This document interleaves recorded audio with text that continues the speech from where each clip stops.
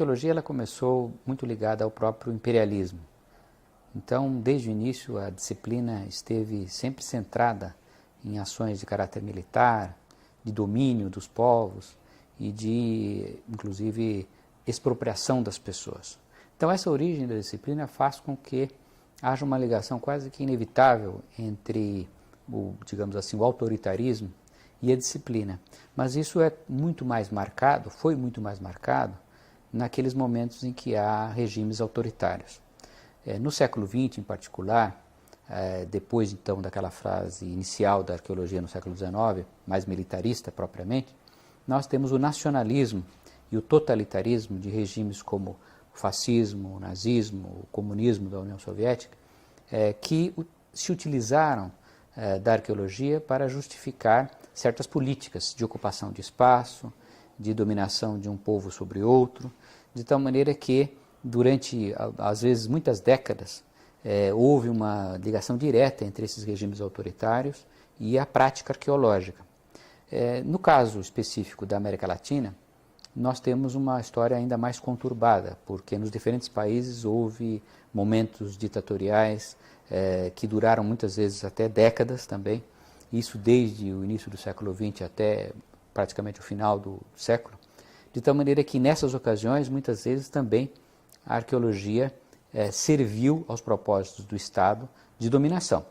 No caso brasileiro, que me parece particularmente relevante, é o fato de que nós tivemos duas grandes ditaduras, uma ditadura do Estado Novo, de 1937 a 1945, com Getúlio Vargas, que utilizou-se também da arqueologia, a par de outras atividades, para montar uma estrutura, digamos assim, bastante repressora, bastante autoritária. Então, já naquela ocasião, a arqueologia sofreu muito, digamos assim, porque ela deixou aquela certa visão romântica que tinha do indígena e passou a valorizar muito mais uma visão europeia, eurocêntrica e centrada em relações de poder desiguais. Essa influência ela foi ainda maior, esse caráter autoritário foi ainda mais intensificado na ditadura que vai de 1964 a 85, conhecida também como ditadura militar, período no qual a arqueologia sofreu uma intervenção aqui muito forte por parte das autoridades. Então, tivemos um Programa Nacional de Arqueologia logo depois do golpe, isso forjou muito a disciplina no Brasil durante não só esse período militar, mas deixou consequências que vêm conosco até hoje. No entanto, nessas últimas décadas de democracia no Brasil e digamos assim, no mundo todo, esse movimento de inclusão das pessoas na ciência, fez com que a arqueologia muitas vezes passasse agora a estudar os períodos autoritários a partir da sua materialidade. Restos de pessoas desaparecidas, centros de detenção, ou seja, a própria arqueologia passou a se preocupar e a valorizar a sua contribuição no estudo do autoritarismo e de ditaduras. Então, acho que podemos concluir que, de uma maneira bastante contraditória, a arqueologia surgida como imperialista, muitas vezes militar e autoritária, tem servido mais recentemente a propósitos mais libertários e humanistas. Bom, a arqueologia da repressão e a resistência, de fato, é um conceito que pensamos com Pedro Paulo Funari já faz algum tempo e que tinha como objetivo unificar uma série de trabalhos orientados a analisar o passado recente de violência política da América Latina. Então, precisamos diferenciar duas coisas. Por um lado, o contexto da arqueologia, que já faz uns 20 anos vem sofrendo uma mudança paradigmática de um positivismo, de um cientificismo que colocava a arqueologia em um lugar de distância com a política, com as ideologias, a um outro mais associado com um mundo, vamos dizer, pós-moderno, no qual agora sim a arqueologia é uma construção subjetiva do passado e, portanto, as questões ideológicas e políticas do pesquisador realmente têm um impacto no seu objeto de estudo.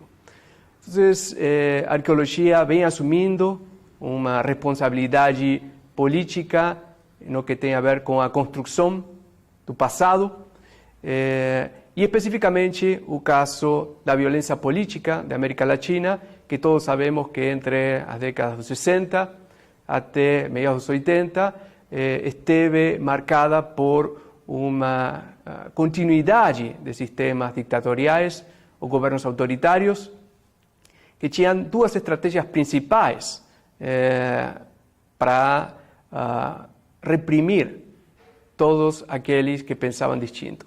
Por um lado, a construção de prisões, muitas delas clandestinas, e também a construção da categoria do desaparecido, que implicava tomar prisioneiros aqueles dissidentes e geralmente os levar a estes campos de concentração, onde seriam torturados, interrogados e grande parte deles posteriormente assassinados.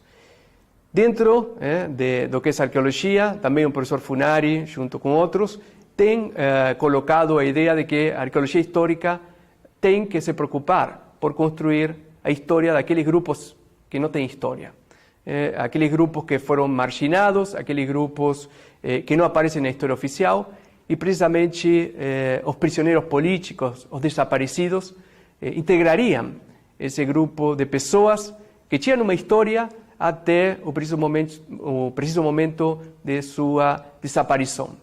A partir daí, a arqueologia tem a possibilidade, recuperando, por um lado, os seus restos materiais, de conhecer o que aconteceu com eles, quanto tempo mais eles viveram, como foram assassinados, se foram torturados, em relação às estratégias de repressão também, a construção dos campos de concentração, os objetos associados com a ditadura, que permitirão não só conhecer essas estratégias repressivas, mas também, eu acredito que isto é uma das grandes logros desta arqueologia da repressão e a resistência, que é a construção de uma memória material. Uma memória que pode ser tocada e que dentro do mundo capitalista, onde o objeto tem um fetiche, tem um poder extra, então a possibilidade de uma demonstração incontestável da violência política e do que aconteceu com essas vítimas do terrorismo de Estado. A minha pesquisa é uma pesquisa dentro da área da arqueologia da repressão sobre os centros, os locais onde houve repressão e tortura em Porto Alegre, no Rio Grande do Sul.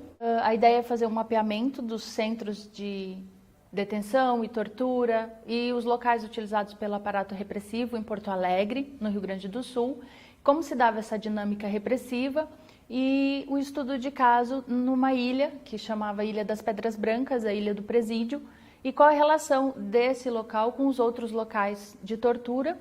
E o objetivo do trabalho é a construção das memórias materiais sobre a repressão e como a arqueologia pode contribuir para a construção dessas memórias e o estudo sobre a história da cidade.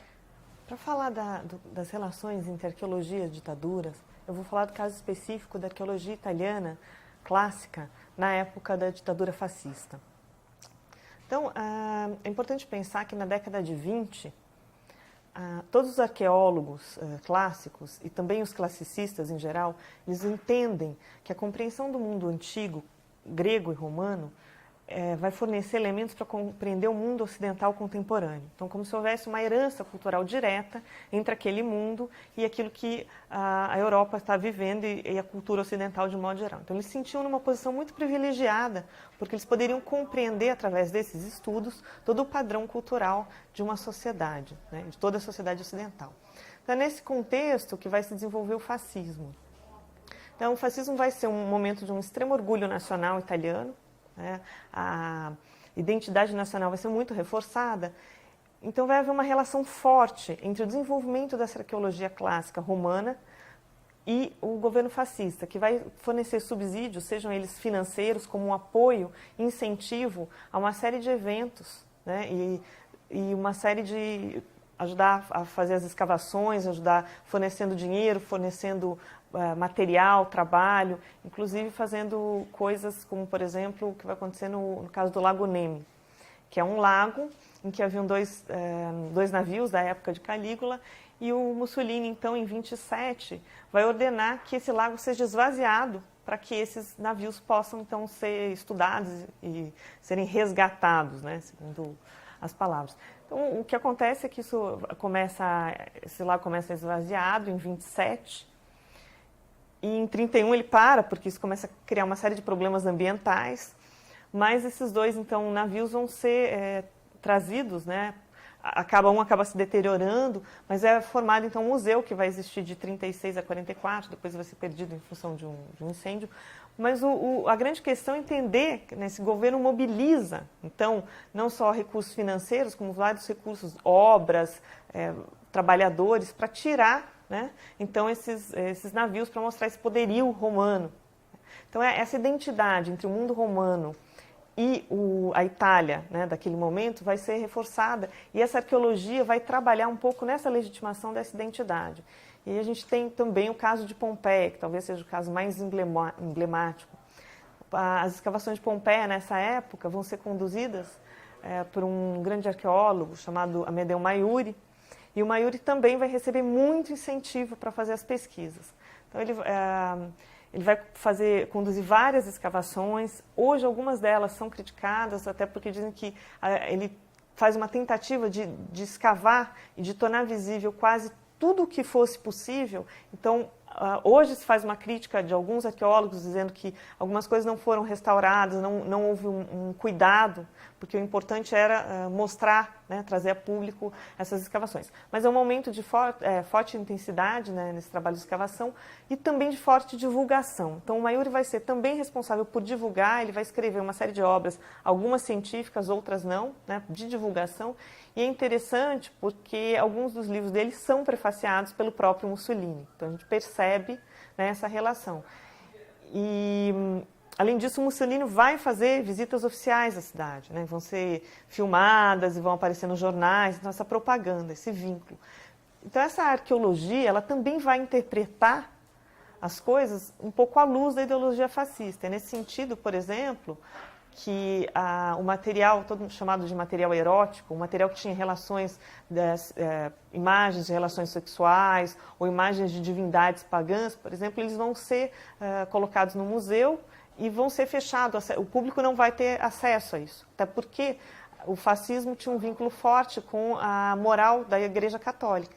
Então, nesse sentido, eles não vão permitir que as pessoas tenham acesso, porque são consideradas imagens imorais ou imagens do paganismo. Então, é um Império Romano resgatado, mas é um Império Romano cristão que vai ser resgatado, né? Então, e a época Pompeia não é, né, cristianizada, fortemente cristianizada, mas se faz, então, uma escolha de que tipo de romano se traz à tona, qual é esse romano que vai ser, então, apresentado ao público.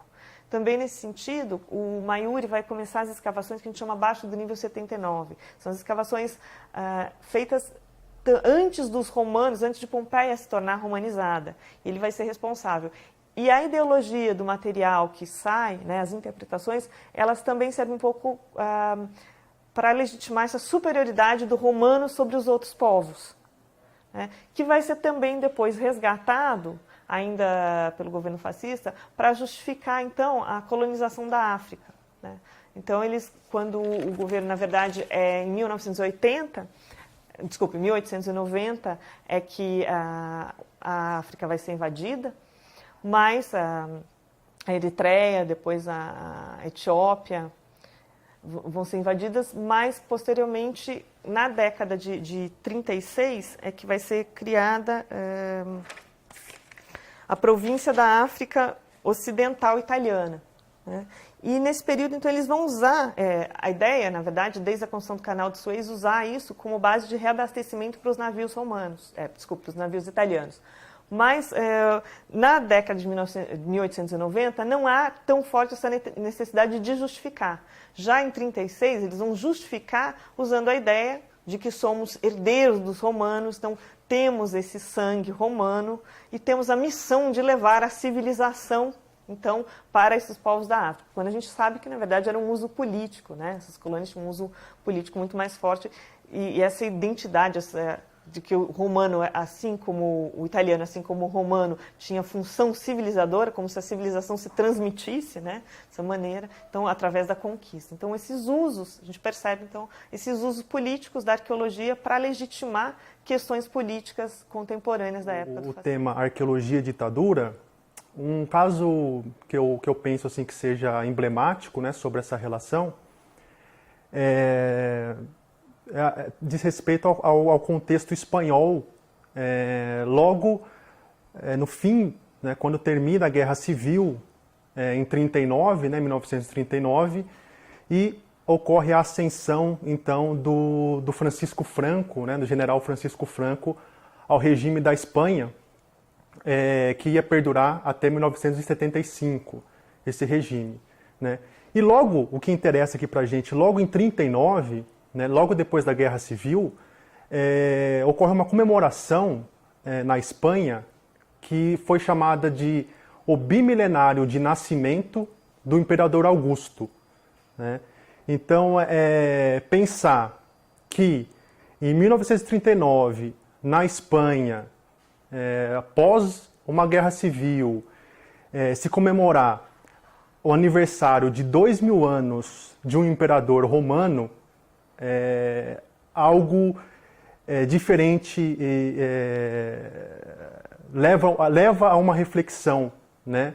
O porquê dessa comemoração. Então, a comemoração, uma parte dela se deu na cidade de Tarragona, localizada na Catalunha, né? Tarragona é importante dizer que é a antiga Tarraco, né? Tarraco foi uma importante cidade durante o Império Romano, foi capital da província Tarraconensis, né? Então hoje a cidade moderna de Tarragona está presente aí as ruínas da antiga Tarraco, né? Então, nessa comemoração de 2000 anos de Augusto na cidade de Tarragona, foi em julho de 1939, o que acontece ali é o seguinte: o ministro de Relações Exteriores italiano, né, chamado Galeazzo Ciano, ele visita a Espanha, né? Lembrando que o regime ao qual esse ministro exercia sua função era o regime fascista italiano, né, do Benito Mussolini. Então ele visita a Espanha em julho de 1939, né, percorre várias cidades, e uma dessas cidades, justamente Tarragona, onde está sendo comemorado esse bimilenário de Augusto, né? E então o que acontece é que a cidade é toda enfeitada com símbolos de período romano antigo, né, como colunas, as águias, né, aquilo que alguns historiadores, arqueólogos chamaram de uma cenografia imperial. Então Tarragona ela foi enfeitada por uma cenografia imperial, né? E esse ministro italiano, junto com autoridades espanholas, autoridades nacionais e locais, ele percorre a cidade de Tarragona, né, sobre esses símbolos romanos. Ele inaugura uma estátua do Augusto, né, próximo de ruínas romanas, como o teatro, por exemplo, né, às margens do mar Mediterrâneo. E, diretamente relacionado com essa questão de arqueologia e ditadura, ele faz visitas a vários, né, vestígios arqueológicos presentes na cidade. Então, essa visita ela tem esse caráter de rememorar, né, esse passado romano que teria sido comum entre os dois países, entre países modernos, que seriam a Itália e a Espanha, que seriam naquele momento ali, os discursos que estão ali envolvidos nessa comemoração e os discursos tanto do representante italiano quanto do representante espanhol, é de que eles são, tanto a Espanha quanto a Itália são, entre aspas, filhas de uma mãe que seria Roma, né? E isso tudo sendo ali justificado, legitimado no presente por meio dessas ruínas, desses vestígios romanos presentes na cidade. da Itália existia muito e na Espanha também, o que provava ali naquele momento que realmente eles eram herdeiros de um passado clássico. Então isso mostra muito bem nesse caso específico, né, mostra muito bem a relação entre uma arqueologia que está sendo feita num período e a utilização por un régimen político dictatorial. Tomando un poco el tema de los trabajos de las arqueologías de la represión, creo que lo que principalmente buscaron fue dar respuestas a las demandas que se planteaban en los distintos países latinoamericanos, tanto por parte de la sociedad como por parte del Estado. Los arqueólogos trabajaron en diversos frentes. Quizás el primero de ellos, y el que tuvo mayor trascendencia también a nivel público, haya sido el trabajo de los antropólogos forenses, que estaban directamente vinculados con el pedido de los familiares de encontrar los restos de sus seres queridos, de personas desaparecidas y víctimas de la represión política de las dictaduras de 1970 en la región. A partir de esto se desarrollaron procesos únicos en donde la antropología forense, a diferencia de lo que habría sucedido en otros países como Estados Unidos, donde se involucraban directamente con casos policiales, trataron de dar respuesta a los crímenes cometidos por el propio Estado, ¿no es cierto? Y los arqueólogos habrían trabajado de manera directa con la justicia, aportando evidencias para llevar adelante distintos tipos de procesos judiciales. El caso quizás más emblemático sobre el tema sea el del equipo de antropología forense de Argentina, donde estaría contribuyendo no solamente a la búsqueda, sino también a la restitución de los cuerpos.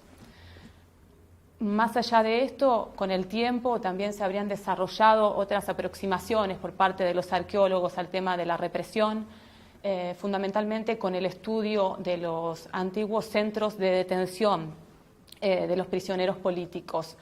En este caso, los arqueólogos también habrían participado de manera directa en los procesos judiciales, en principio buscando evidencias en algunos países sobre las atrocidades de los crímenes que habrían sido cometidos en estos lugares, e incluso tratando de develar la localización misma de los centros clandestinos.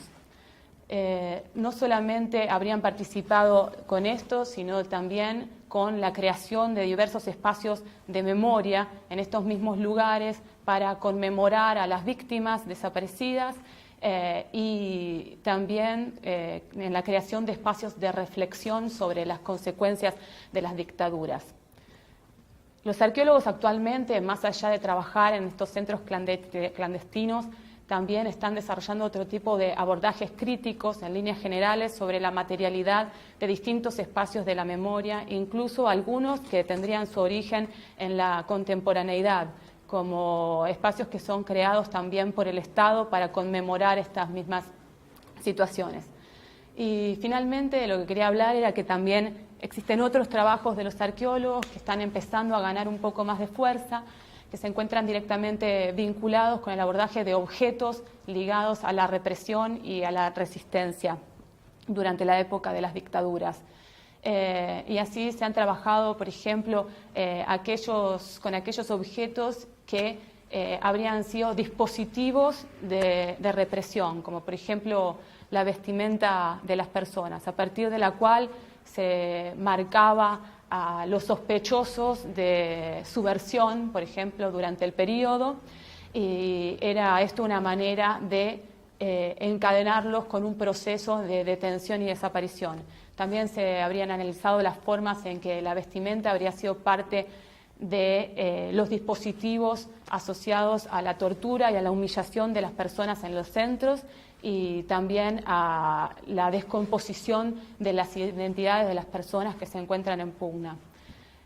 Actualmente creo que las arqueologías de la represión han recorrido un largo camino en América Latina, pero también queda un largo camino por recorrer, porque el desarrollo de estas arqueologías no habría sido similar en los distintos países, y porque los países que también ya habrían tenido un largo trecho recorrido aún necesitan realizar un proceso de reflexión sobre los pasos que habrían dado hasta este momento, y también necesitarían ir evaluando las posibilidades de continuar mejorando la contribución a la sociedad y al Estado.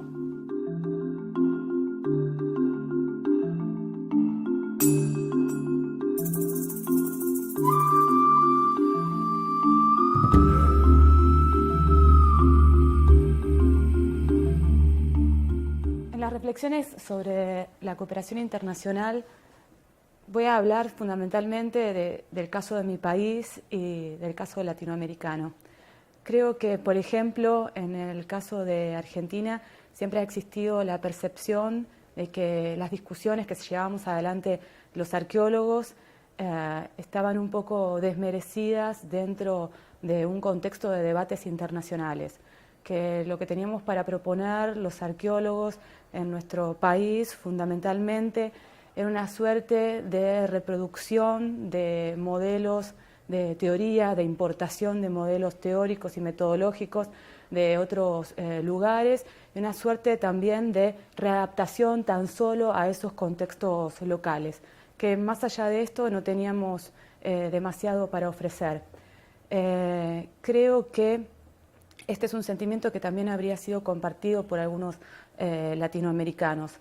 Las quejas no solamente se expresaban en este sentido al nivel de los profesionales, sino también de los estudiantes, que se veían obligados a leer siempre la bibliografía en inglés y demás. Creo que con el correr de los años ha existido una suerte de reacción frente a esta situación, y lo que esto ha terminado promoviendo es la lectura de colegas de los países de la región en nuestro propio idioma, en portugués, de manera también de transformar a los contenidos en mucho más accesibles para el estudiantado y para nosotros mismos también.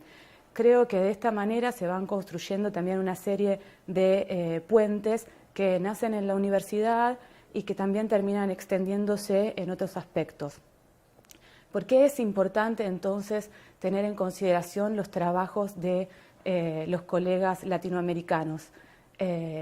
No, esto tampoco es para desmerecer el trabajo que realicen colegas de otras regiones en el caso de Latinoamérica, pero sí lo que queremos destacar es que los latinoamericanos tenemos muchas veces que enfrentar problemas que nos son comunes y que tienen que ver con las formas que cobran nuestras propias sociedades.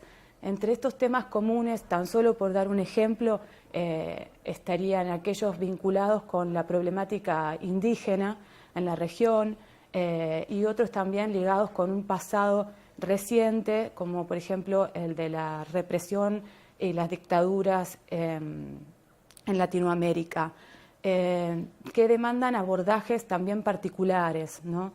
Creo que en muchos de estos temas la visión de un sudamericano puede llegar a ser distinta a la que otras personas pueden tener sobre los mismos problemas, porque nosotros estamos atravesados como sujetos por estas temáticas y nacemos y nos desarrollamos profesionalmente en un contexto en el cual estamos pendientes de este tipo de cuestiones.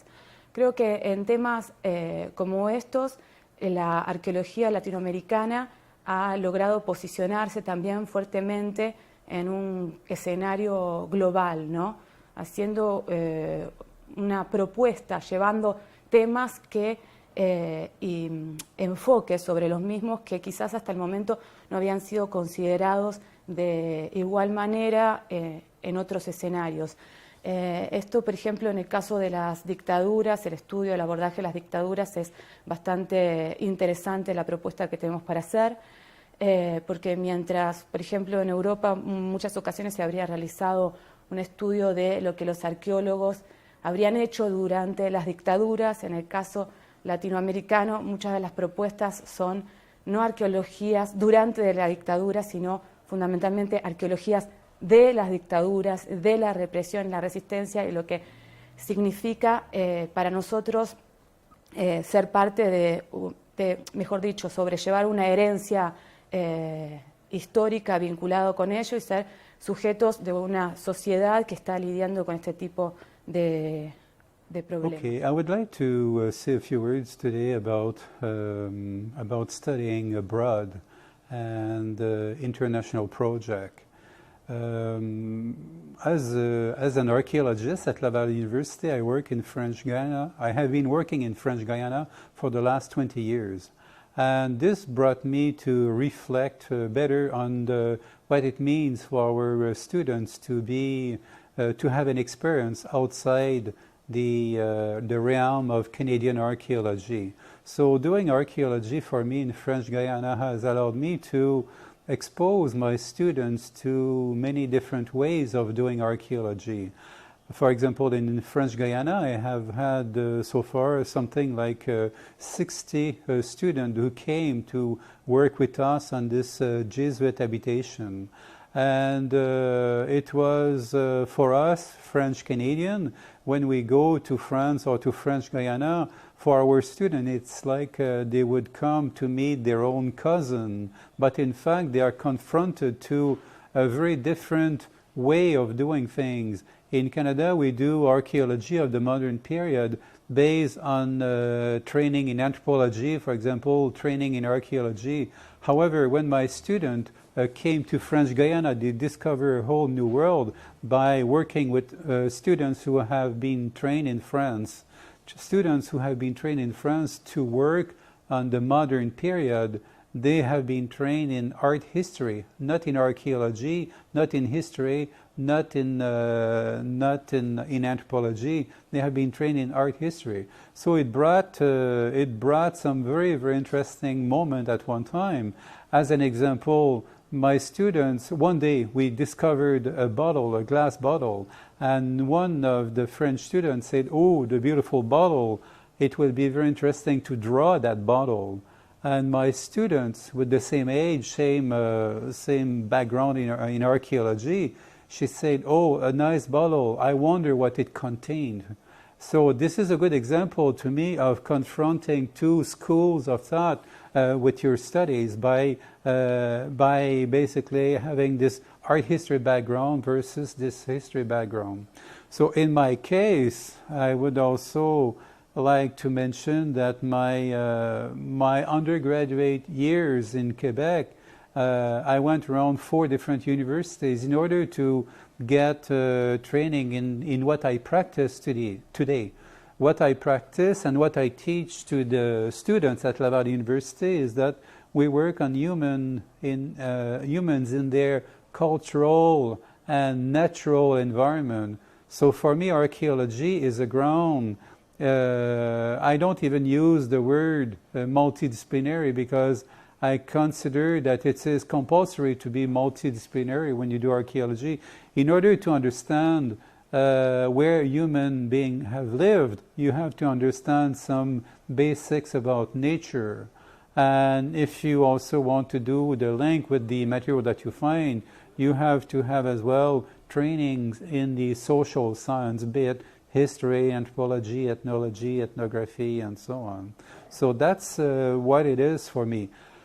And another point about the importance of international studies, I look at Brazil since I've been here for a few days, and I was here 5 years ago. 5 years ago when I was here, I basically visited 5 cities of the world UNESCO heritage. And I said, I will be back to Brazil one day.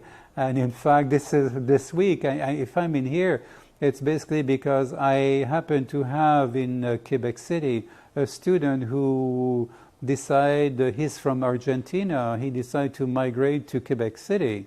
6 years ago, he decided to learn French because the teaching at Laval University is in French, which is not very, very far from Spanish. So my student from Argentina worked on Jesuit missions in Argentina, and he contacted me because he knew that I was working on a Jesuit plantation in French Guiana, and he said, I want to do a PhD with you. So all of this to tell you that the importance of building, especially for Brazilian students, since you have over 200 million people, so it's very, very easy for you to continue to study in your own culture, in your own language. However, you will learn a lot by exposing yourself to new ways of doing things. So in Canada, we may be more into environmental archaeology, while in Brazil, you may be more into history. I don't know enough about prehistoric archaeology in Brazil. I know that foreigners have been working in northern Brazil on different archaeological sites. So they have brought, especially Europeans, they have brought a set of trainings which are quite different if you work with those people.